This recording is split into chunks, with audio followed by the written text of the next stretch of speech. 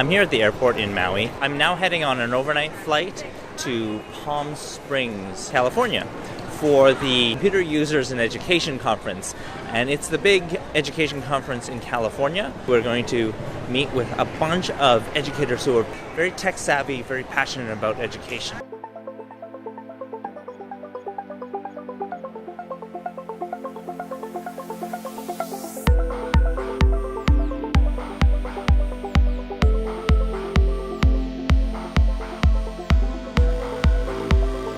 Hike a little bit of Mount San Jacinto, fresh air and everything with the trees. It's beautiful.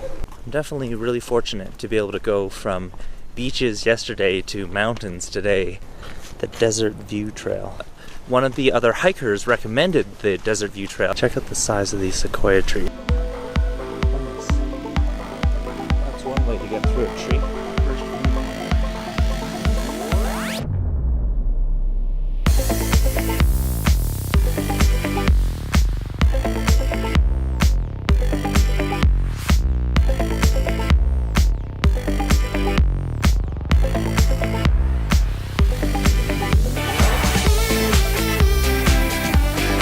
At this conference, there's 7,000 teachers that attend every year, representing 50 different school districts and over 6 million students. A wonderful opportunity to just meet some of the real thought leaders.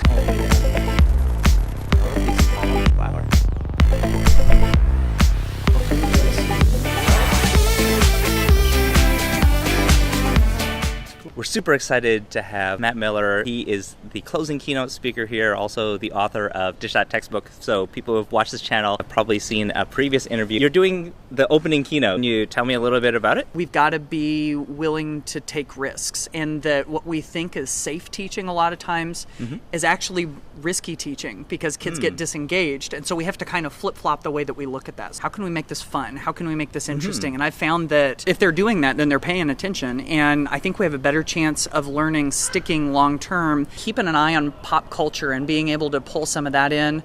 I think another big one is finding ways that you can inject the students into the conversation, into the story. History's been passed down for generations through stories. They wanted something to be passed down through the generations, then putting it into story was an easy way to do it. Thank you again. I really appreciate it. Yeah, my pleasure.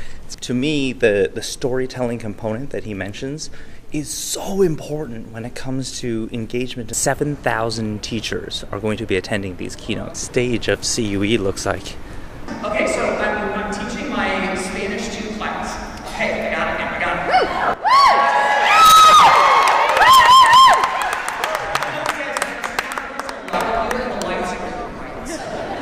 We're in this weird place in the history of education where the traditional ways of teaching that we've been relying on for decades just aren't doing the job. Our students' success won't depend on what they know as much as what they can do with it and how they can use it to solve problems.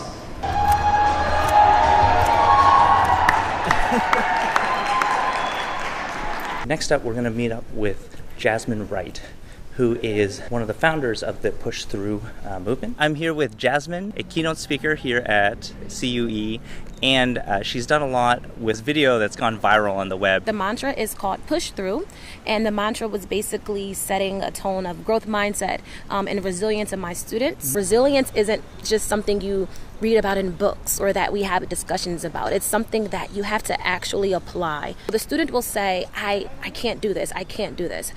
And so the conversation would go, well, what is it that you can do? I can't write about this topic. The problem isn't that you can't write. The problem is that you haven't learned the skill of brainstorming. So I'm going to teach you how to brainstorm so that you can complete this task. For anybody who hasn't checked it out, check out #PushThrough. Thank you so much, Jasmine. Thank I really appreciate your time. Yeah, definitely. It's just I'm going on a hike this morning, 5:30 in the morning. It's raining, and it's kind of crazy. Hopefully we'll actually be able to see a sunrise this morning. Almost at the bottom now.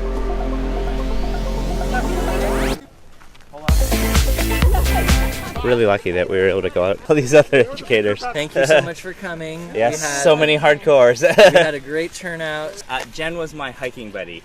I teach 7th and 8th grade. It's awesome. Rain in the desert is fabulous. It was really nice to be able to catch up with Hans and Mike, who, have been running the Q hike for a while. You do a lot of sessions and stuff, but I've never seen hikes like this before. It's good that I'm able to share the experience a little bit and share some of the inspirations that you see from the conference. And that's what this is really all about. It's giving inspirations, bringing them back. We just finished setting up just along the booth here.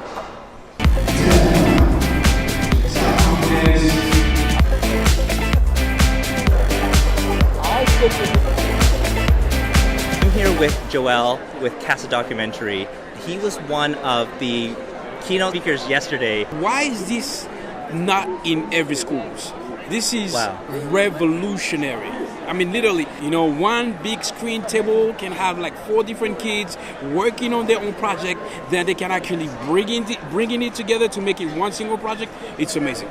Constantly looking for a way for children to come out of their shell. What are you doing to help people tell their story? They have to express themselves in whichever way that they want to. So sometimes it's songwriting, sometimes it's dancing, sometimes it's set designing, sometimes is rapping. And all these different talent, we're bringing them into one project, and that's how they tell the story. Well, thank you so much. Thank you. I really appreciate your time. Alan's been always a real big inspiration for me, especially when it comes to creativity. He's the one who told me about embracing the chaos and kind of really making creativity first. What's kind of really inspired you here? I'd say the number one thing for me at the conference that gets inspiring is hooking back up and seeing friends again.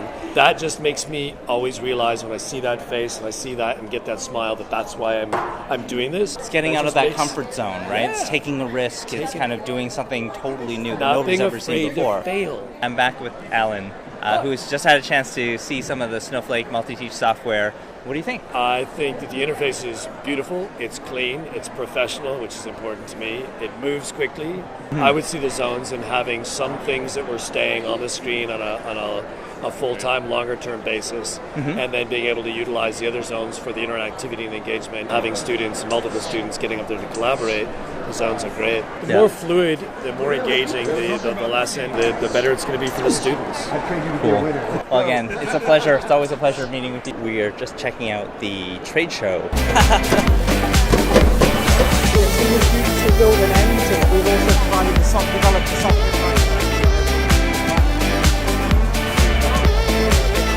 Virtual. Oh, that's cool.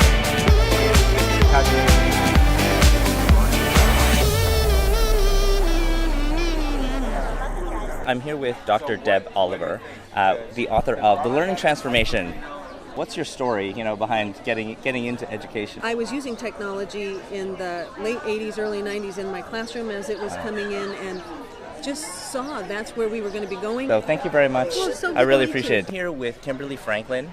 She's the author of Max and the Mouse, Safe in Cyberspace. I started out teaching adults for the Disney Institute. Okay. I worked with them for 15 years, both behind the scenes and on stage, teaching business professionals. I really wanted to get into full-time education with teaching kids, so I decided to go get my master's in education. By the time they get to be in middle school and in high school, it's too late. Now they're being cyberbullied on a regular basis, and they haven't been taught the repercussions or even how to deal with that online. So I decided I'd write a book that would cover just those basic principles, and it's really the ABCs of cyber safety. These are 2 characters. It's Max and his mouse Dean, and his mouse Dean is really a computer mouse that comes to life when he goes into cyberspace. That's cool. In addition to the reading, there are QR codes that are throughout all the pages. How'd you get into education? I did not have a stellar college experience. My wife said, why don't you get a master's degree and make it in instructional technology? You'll get to learn how to help people by designing instruction so it actually works for them in school. And once I learned a few design principles, then I understood why I wasn't learning so well in college. And I said, I'm actually creative. I didn't know I was creative. I lost it in high school. So I said, well, where can I get into a class that lets me do creative expression of building things and making things? I didn't learn this until I started learning the more advanced theories of instruction and educational psychology. It makes me feel like I have that much more of a connection with you. A grade 7 French language arts teacher said, but he's creative. And he just gave 1 or 2 opportunities to be creative. And then at that point, I was like, I want to learn. You know, you couldn't stop me from learning at that point. College graduates, they're not going to get hired because they can out-remember someone else. They're going to get hired because they can out-create. This is the future economy is not how much do we know. It's how much can we make or do from what we know. Exactly. Thanks, man. That was just a pleasure. I'm here with Rushton Hurley. How'd you get into education? Like, so why the year after I graduated from college, I moved to Japan, and I was an assistant language teacher. I love the opportunity to get them excited about learning English, and I'm connecting with these teachers in cool ways. It's like, maybe that's what I should do.